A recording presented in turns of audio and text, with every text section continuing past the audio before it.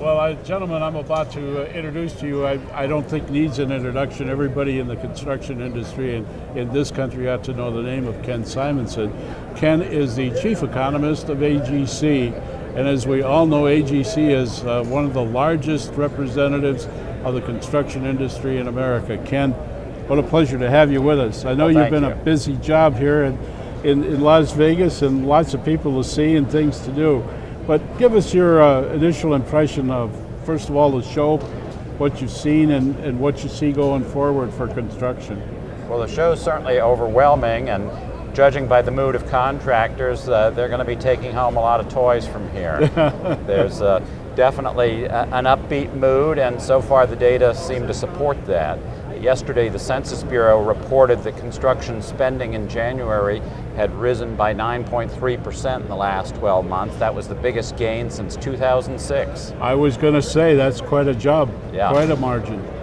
And what are we looking at? AGC, as an example, just did a survey recently of its membership and what their general feeling is, their attitude is going forward in 2014, maybe into 15, about the health of the business.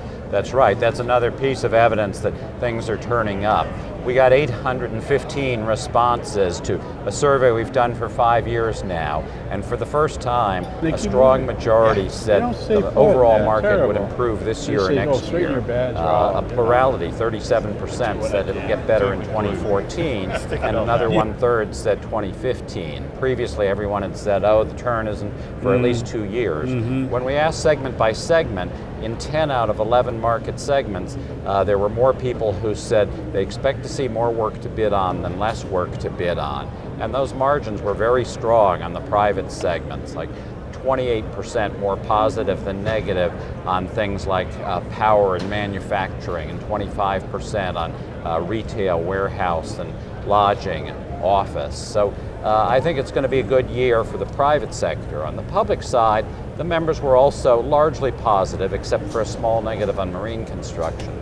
But I'm really worried about financing. I just don't see that taxpayers are willing to support the investment we need in infrastructure. That was going to be my next question. Now, this big gorilla is hanging over all of us, that being MAP 21, and it basically is exhausted at the end of September. So where do we go? What do you think might be the best plan coming out of that? And is there any support for it on Capitol Hill? There's no agreement on Capitol Hill at this point. Within the last couple of weeks, we've had both good news and bad news. Today, the president is putting out a budget that, while it calls for $302 billion of investment in transportation, it doesn't back it up with a specific funding plan. He talks about corporate tax reform.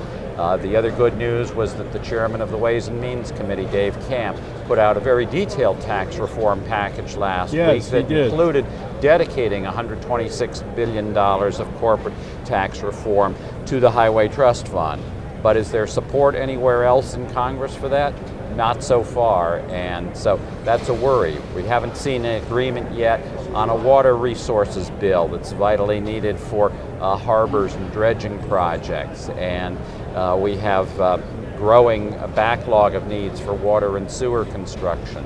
So I really think the public sector is still hurting. And you believe, of course, that that combined, there's going to be some reticence on the part of people that think, well, wait a minute, I'm not sure I want to make that investment without the funding that's there to support it.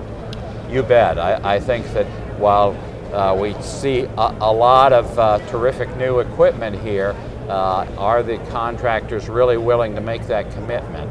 Maybe they're going to start leasing more of it than they had. We did ask about purchase and leasing plans in our survey, and I would say moderate increase in expected purchases and leasing both, but not a blowout year on that score. Well, it's a giant puzzle that hopefully will come together at some point, make everyone happy. Yes, well, I don't think we can make everybody happy in this business, but I think we'll see a lot more smiling faces this year. Thank you, Ken. Okay. It's been a pleasure. Glad to do it. Ken Simonson, the chief economist of AGC. We certainly appreciate him taking the time to stop off and say hello from Construction News Tracker and CONEXPO 2014.